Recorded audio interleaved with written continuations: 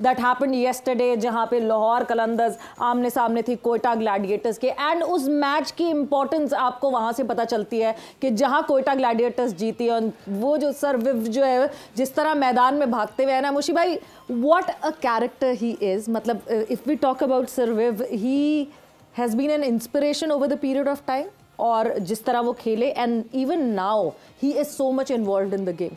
आई think जब हम शुरू में पाकिस्तान से खेलना शुरू किया था, बहुत छोटे थे, तो इनको सिर्फ ग्राउंड में इनको तकते रहते थे, देखते रहते थे। उसकी वजह पता है, ये जिस तरह चलते थे, जिस तरह आते थे क्रीज को, ये क्रिज्मा था इनका एक अपना। मतलब इमरान भाई जैसे, वसीम अकरम जैसे जितने भी बड़े बॉलर थे ना, ये उनको देख देख के, ये देखना अभी तक उनकी एनर्जी लेवल चेक करें आप, अभी तक इन्वॉल्वमेंट देखें गेम के अंदर। और मैं यकीन करें कि सबसे ज़्यादा अगर कोई एंजॉय किया ना, छक्के से भी ज़्यादा मैं इनकी सेलिब्रेशन को एंजॉय करता हूँ। और ये मेरा ख्याल है सबसे अच्छी चीज़ है PSL की। Let me tell you one thing, maybe बी मैं थोड़ा ज़्यादा ना कह जाऊँ, मुझे लगता है कि तकरीबन 20 to 30% PSL को पॉपुलर करने में इनका भी बड़ा हाथ है कि जिस तरह की सेलिब्रेशन करते हैं और जिस तरह का इन्होंने लोगों को एंगेज किया हुआ अपने साथ। So I think he is a great man to have in the dressing room. और बड़ी सिंपल बातें करते हैं, बड़ी सिंपल, क्योंकि मैं बहुत ज़्यादा इनके साथ काम किया है, एक ड्रेसिंग रूम शेयर किया हुआ है, इनके खिलाफ खेला भी हूँ। गुलमोगन से ये खेला करते थे एंड में, और मैं समरसेट से खेलते, तो बड़ी शेयर करते थे ideas.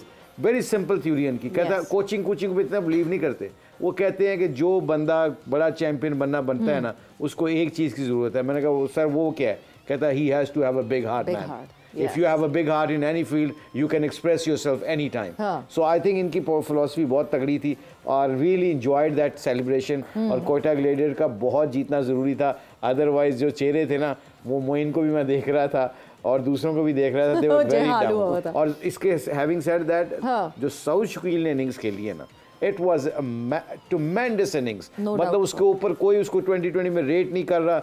And the way of ही छक्का भी मार लेता है आराम से मारने से। मुझे कभी कभी ना उनके अंदर सईद अनवर के ग्लिम्स नजर आते हैं, जो फ्लिक पे छक्का मारा ना उन्होंने फास्ट बॉलर को, तो ऐसे लगता है सईद भाई की जान तून तो होती नहीं थी, वो अपने रिस्ट से और टाइमिंग से छक्के मारते थे। टेक्निकली बहुत स्ट्रांग है वो। इसने एक चौका मारा ना शहीन को आखिरी ओवर में, जो उतर के उससे पूरा चांस पे था कि मुंह में करे इधर करे, मैंने सीधा इसको मिड ऑफ के ऊपर से मारना, क्योंकि मिड ऑफ आ गया है। So I think he was playing with the field also, कि कहां पे गेंद आना है, कहां पे मैंने मारना है। एक उसने रिवर्स स्वीप मार दी। You could see him scanning around. मतलब कोई भी बॉलर के रन अप से पहले he was scanning around the field and you could tell कि अच्छा जी ये उधर मारने वाला है। Absolutely. हालांकि उनके रायली रोसो इतने नहीं चल रहे। रायली रोसो अगर चले, अब ये प्ले ऑफ जो है ना, he can be dangerous. I can feel it now, because अब वो जो उनका वो एक जो फेलियर का डर है ना, खत्म हो गया। और ऐसे प्लेयर जो आते हैं ना, वो आखिरी 2-3 मैच अकेले ही जिता देते हैं। So I think Quetta gladiator going to be a very very dangerous team ना। बड़ी मुश्किल टीम और बड़ी ख़तरनाक टीम भी हो सकती है, लेकिन जैसे अभी हर एक आध दिन बाद सवेरा के अल्फाज दो निकलते हैं, वो बड़े ही उनको अगर बंदा लुत्फ़अंदोज़ होता है। उथल पुथल हो गई है PCT में, उथल पुथल जो है ना, ये अभी ब्रेक से पहले है, क्या शानदार। ये लाहौर कलंदर में ना पीजे भाई उथल पुथल हो गई है। ये बिल्कुल सही कहा। इनके बड़े एक होता है रेयर, ये यूनिक है ना, यूनिक इस तरह। मैं इनकी एक बात से मुझे बात याद आई, जब शुरू में वेस्ट इंडीज़ इधर आती थी, तो because obviously of the colour, तो मुल्तान में जब 81 में ये साइड आई, तो जहाँ आपने देखा सिल्वेस्टर क्लार्क ने पत्थर मारा था इंटरनल, तो हम रात को उनको ले गए एक जगह, वाइट हाउस है, नवाज़ादा सादिक हुसैन कुरैशी के घर, तो वहाँ विलेज है शुजाबाद। वो बाहर खड़े हो गए, तो नौकरों से पूछे भाई क्या है, क्या ये ऑटोग्राफ लेने? क्या नहीं सही, इतने तो बला आई है। अच्छा हाँ, लंबे, वो गानर इतना लंबा था, आंखें लाल लाल, ये डर गए थे लोग, ये भाग गए वहाँ से। फिर हमने इनको बुलाया, मैं कि नहीं हमारे मेहमान हैं, इधर आओ, इनसे मिलो शिलो, बड़े डर सी। तो वो देखो ना, विलेजेस में नहीं पता होता। सॉरी, वो जो ईंट पत्थर मारा गया था, जी वी न्यू, छोटे थे बहुत, खबर ये थी कि वो बंदा मर गया था। बंदा मर गया। अच्छा, बंदा मर गया था, बिकॉज ये क्या कर रहे थे, ये पत्थर मार रहे थे उसको, यू नो, जो प्लेयर्स थे, जी उस तरह। ये मुझे एक लगा हुआ है इधर कराची टेस्ट में, क्या शर्त था? नहीं जी पीछे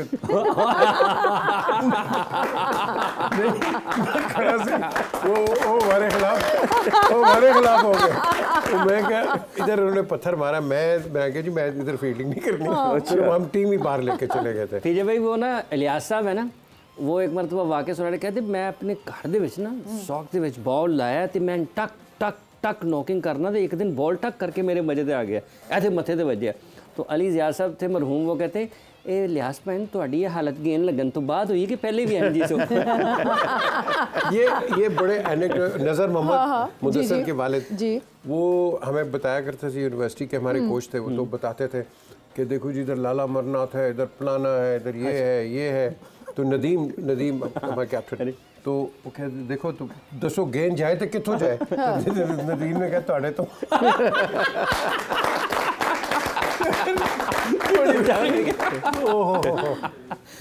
ग्रेट एनेक्डोट्स। अच्छा, ये जो चीज़ें होती थी ये आपको रिलैक्स कराती थी। ये आपको बिल्कुल रिलैक्स, कोई टेंशन नहीं, ये नहीं, और बड़े टफ मैचेस होते थे। बट ये जो चीज़ें होती हैं अब तो टीम के अंदर ही वो झुकते हैं, शुरू हो गई है नहीं। मगर वो हमारे वाकई सही बात है, आपके दौर में हमारे दौर में सेंस ऑफ ह्यूमर का लेवल इतना तगड़ा होता था कि टेस्ट मैच फंसा हुआ है, ग्राउंड में मैच फंसे हुए हैं और हम एक दूसरे को जुगते मार रहे होते थे।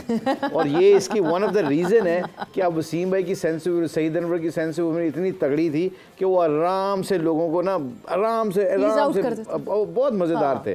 मतलब जुवेद भाई की सेंस ऑफ ह्यूमर डिफरेंट थी, वो अपोजिशन को आप मरवी उसकी मूछे है ना, तो उन्होंने अज्यूम क्या कर लिया है, उसको क्या कहते हैं, आप उनकी कमर टूट, देखो ना क्रिकेट भी खेल रहे हैं और क्रिकेट में अपने आप को निकाल भी रहे हैं, और कैसे नॉन स्ट्राइकर्स पे मरव्यूज बहुत तेज बॉलिंग कर रहा था, उसने 3 आउट कर दिए थे। वो मेरा डेब्यू टेस्ट मैच था एडिलेड में। तो ये गेज आके कमर टूटी हुई है, फ्रंट फुट पे नहीं जाया जा रहा था, इनको वार्म अप चाहिए होता है, तो जाके पहले भागते रहे, कोई 2-3 गेंद खेले तो गेंद पे पहुंच ही नहीं रहे थे, गेंद वो आगे कर रहे थे, आगे से स्विंग हो रहा था। तो मरव्यूज को क्या कहते हैं, उसके पास जाके ना उसके साथ चलते रहे और कहते हे यू ट्रक ड्राइवर। अब उसकी मूछे थी ना, उसको कहते excuse me mate, what are you talking about, you truck driver. उसने 2-3 दफा चलते गए साथ साथ, कहते in Pakistan people like you become truck driver. हुआ क्या, वो चढ़ गया गुस्सा उसको। मॉरल ऑफ द स्टोरी क्या है, ये क्रिकेटिंग ब्रेन चेक करें उनका। जुवेद भाई दी ग्रेट क्यों उसको कह रहे थे कि उनको पता था कि गुस्से में आएगा बाउंसर मारना शुरू करेगा, बाउंसर मारेगा, मैं छोड़ूंगा मैं बाउंसर छोड़ूंगा तो मेरी कमर भी वार्म अप हो जाएगी, मुझे आगे वाला बॉल मुश्किल में डाल रहा है वो मैं बच जाऊंगा, जब मेरी कमर ठीक हो जाएगी तो मैं इसको आगे से भी मैनेज कर लूंगा। वार्म अप था, उन्होंने आते ही उसने मरव्यूज ने अपनी लाइन को छोड़ा और 1.5 टिप्पे पे टिप्पा। उस वक्त तो बाउंसर भी अलाउड होते थे, वो छोड़ी जा रहे हैं, जुवेद भाई छोड़ी जा रहे हैं, and the end of the day moral of the story, he's got 50 odd runs because he played the game with his mindset. Imagine, this is what we call street smartness. आजकल बहुत कम दिखती है वैसे हमारे प्लेयर्स में street smartness, मगर हम वापस जैसे सर विव की बात कर रहे थे, एक चीज़ और जो दिलेरी की बात की मुशी भाई ने कि Viv Richards has always said कि नहीं जी बहादुर होना बहुत ज़रूरी है। एंड वाकई जिस ज़माने में विव रिचर्ड्स खेलते थे, जिस वक्त वो वॉक करते हुए अंदर आते थे, लगता था आधी ऑपोजिशन को तो उसी वक्त बीट कर दिया है, जिस ऑरा के साथ वो अंदर आके बैटिंग के लिए तैयार होते थे।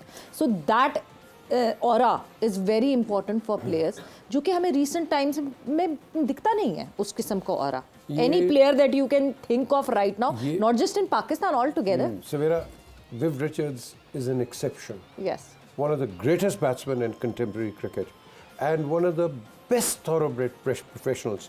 मैं इंग्लैंड और वेस्ट इंडीज़ की पूरी टीम को, ऑफिशियल टीम को मैं न्यूयॉर्क लेके गया 1990 में। तो he was the captain, Alan Gooch का इंजर हो गया तो Alan Lamb was the captain. तो उसने कहा you know we'll do this, we'll do that. He says man I am being paid for it, I don't take no nonsense, I won't play serious cricket. ये charity exhibition game थी New York में, Randall's island पे। ओहो, no nonsense.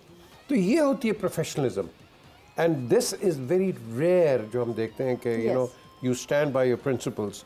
अब Kerry Packer का देखो 78 के अंदर जो खड़े हो गए थे, यू नो बिल्कुल प्रोफेशनलिज्म, अपने मुल्क को नहीं छोड़ा उन्होंने। तो ये चीज़ें होती हैं कि जो क्रिकेट के अंदर आपको डिसिप्लिन सिखाती है, आपको बहुत तरबियत देती है। It's not all about bats and balls, it's all about your attitude, और ये चेंज करता है।